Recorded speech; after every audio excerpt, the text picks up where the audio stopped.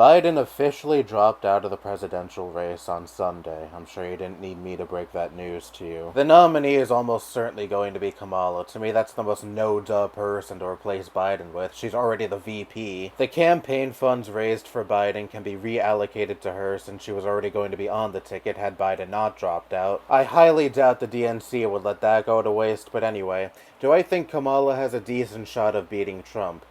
I honestly don't fucking know. And this isn't me trying to be a doomer or anything, because honestly, this is probably the first time in several months that I have felt any semblance of hope when it comes to this fucking election. But Biden has only just dropped out, after 3 weeks of people, including the Dem establishment and the donors, begging and pleading for him to do so. So obviously right now there is a lot of hype when it comes to there being at least a semi-fresh face finally in this race. So before I say, holy shit, the Dems might actually have this in the bag, I'd like to actually read the room for the next few weeks or month or so, and see if the hype is maintained, or if Kamala and or the DNC fumble the bag somehow, which is totally within the realm of possibility when it comes to this political party. But even still, I think Kamala Harris still has a better shot of beating Trump than Biden did. She's not that old, she's like, what, 58, 59? She can actually string a sentence together, very low bar, I know, but look at the guy we have in office right now. And having a woman on the ballot in a post-Roe world could potentially be very big. I don't normally like getting into the identity politics shit, but you have to think of the optics from the perspective of a median voter. On one side of the aisle, you have an old white dude who says he'll leave it up to the states, but you know for a fact that's a lie. If Trump gets a second term and legislation for a federal abortion ban ever made it to his desk, he would 1000% sign his name on that. Donald Trump appointed 3 Supreme Court justices, making the court a conservative majority, and the landmark decision from our current mostly conservative Supreme Court was overturning the ruling that guaranteed a woman's right to terminate a pregnancy in all 50 states in this country. And just recently on the debate stage, Trump was shamelessly lying about Roe v. Wade, saying it allowed one to terminate their pregnancy even at the 9-month mark,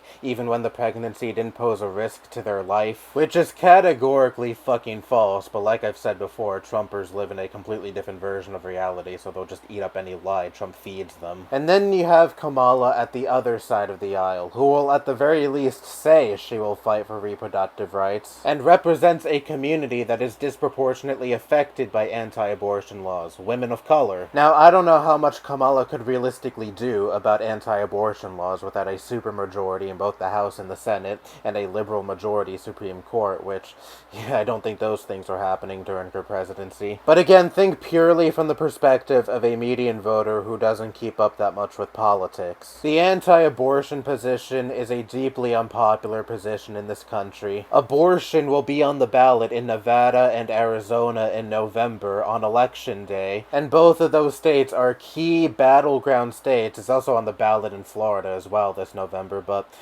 at this point Florida's kind of a lost cause. And when it comes to the optics game on this huge issue from the perspective of one who doesn't really keep up with politics but still shows up to vote in November, I think she definitely has the advantage. Now obviously Kamala is still not a slam dunk candidate by any means. She is a charismatic black hole. She has been mostly invisible for these past 3.5 years of her vice presidency, and she is of course associated with Biden's now pretty horrendous reputation. And it really sucks that we're in this position, because Biden bowing out of the presidential race should have been a breaking news story last year, at least. Biden was no spring chicken even back in 2020. He was still slow, he was still struggling through sentences. It's just that back then he was able to do a slightly better job at least seeming mentally competent. He's 81 now. If by some fucking miracle he stayed in the race and managed to win in November, he would be 86 by the time his second term is up. If he's already barely fucking coherent, if he's already deteriorated this much in a 4-year time span, and again, it's not like he was in great shape 4 years ago either,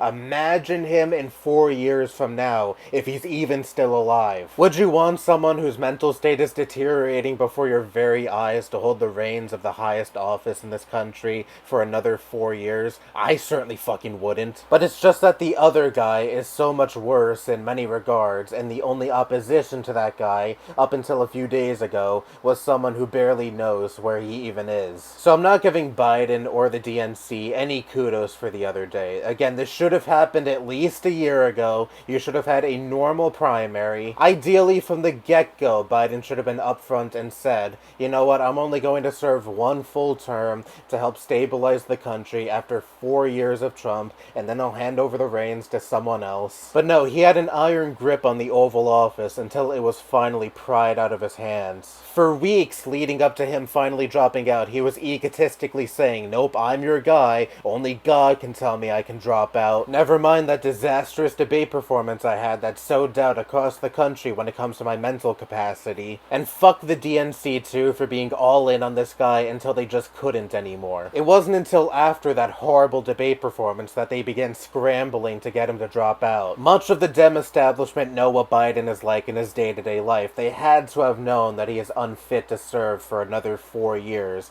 but it wasn't until most of the American public finally caught on with Biden's very apparent poor mental state and were like, oh shit, maybe this shouldn't be the guy that's on the ballot this November. Absolute fucking joke. This makes you look so goddamn incompetent.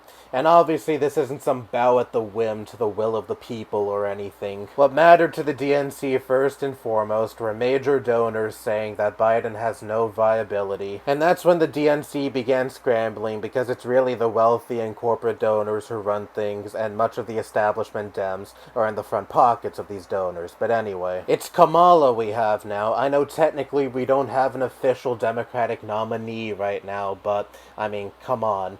Biden, the Clintons, and now even Pelosi a few hours before I began recording this video have endorsed Kamala. She has most of the DNC establishment behind her. She even raised over $80 million in small dollar donations in the course of only 24 hours. I think it's kind of a no-duh at this point that she will be the nominee. But when it comes to her chances against Trump, again, I don't know. She definitely has a better shot at beating Trump than Biden did, but even a rotten pizza would have had a better shot at beating Trump than Biden, so that's not really saying much. But I will say, it's been really funny seeing the Republicans get the rug pulled out from under them. For the past 4 years, much of the Republican platform has been fuck Joe Biden. He's old, he's senile, he barely knows what the fuck he's doing. And now you have a candidate that's nearly 20 years younger than Trump. He's the old candidate now. And right now, the best the GOP has against Kamala is, she laughs a lot. Laughing Kamala. Yeah, that's definitely going to win voters over. Look at how jovial our opposition is. It's going to be a very interesting 3 months, to say the least. That's all I have to say. Bye-bye.